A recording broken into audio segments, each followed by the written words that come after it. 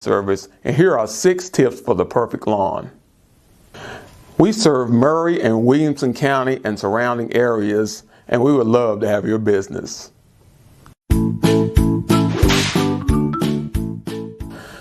Tip number 1 is climate. Different types of grass are subjective to their climate. There are 2 types of climate. There's warm climate and there's cool climate. Likewise, there are 2 categories of grass. There is the warm climate grass and there's cool climate grass. Here in the Middle Tennessee area, we have very cool winters and very warm summers. So we are a transitional climate. Which brings us to tip 2, types of grass. There are about 40 varieties of grass, but there are 5 that are suited for this area. The first we'll talk about is ryegrass.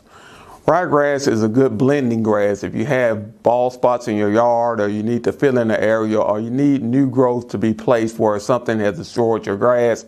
Ryegrass is a good choice for that. Now, ryegrass is a cool weather grass, but the only problem with fescue grass is that it has a low drought tolerance and may need watering from time to time. The next grass is Kentucky bluegrass. Kentucky bluegrass is very popular around this area, but it is a cold climate grass, but it may require more attention than others on this list.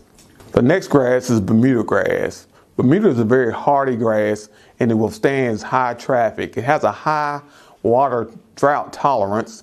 Bermuda grass is a very dominant grass and has a tendency to overtake any other grasses in your lawn. But the plus side of that is it's able to take over weeds as well. It will smother out weeds. It has a very high drought tolerance. It doesn't need a lot of water and is very good for this area.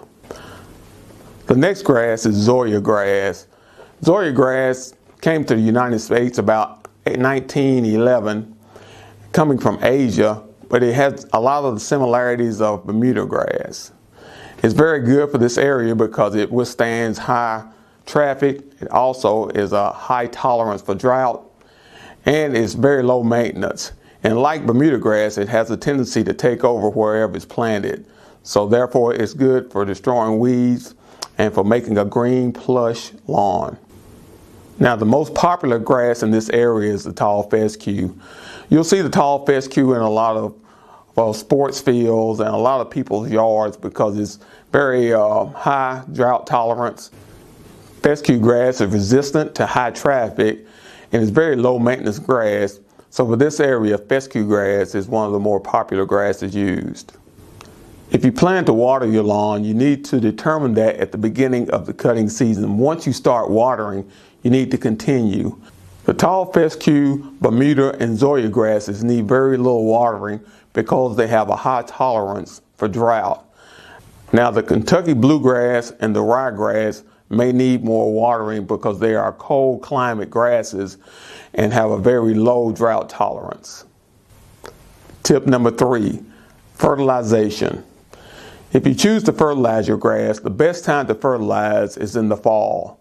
If you want to fertilize and overseed, the fall is the best time of year because it will germinate your grass and the fertilizer will get into your soil. Now, you can fertilize again in the springtime as well, but if you choose to fertilize, choose a fertilizer that will cause your grass to flourish.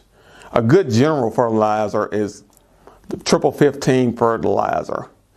It kind of covers all the bases and will cause your grass to grow very strong and very healthily.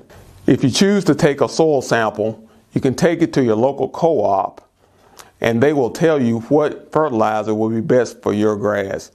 Nitrogen is very important to grass growth. Nitrogen, phosphorus, and potassium are the 3 main ingredients in fertilizer, and depending on your grass needs, they can be found in different quantities in different fertilizers. Tip number 4, weeds and the controlling of them. To stay ahead of your weed problem, you should apply a weeding feed to your lawn. The best time to put out your weeding feed is in the early spring. The weeding feed contains fertilizer as well as weed killer. This will fertilize your grass, giving it strong roots, and at the same time kill any weeds that might try to come up around your grass. If your weeds persist after applying weeding feed, wait till late May, early June and apply once again, because the more weeds you have, the more infertile your soil. If you have 50% weeds and 50% grass, you may consider reseeding your lawn. If your grass is taller and more dominant than your weeds, then your grass will smother out your weeds. But if your weeds are dominant, it could damage your lawn. Tip 5. Proper mowing. When mowing your lawn, you should keep in mind that your grass grows as tall beneath the soil as it does above the soil. So it's important to let your grass grow taller so that your root system can be strong. Cutting your grass every 7 days is better than cutting it every 14.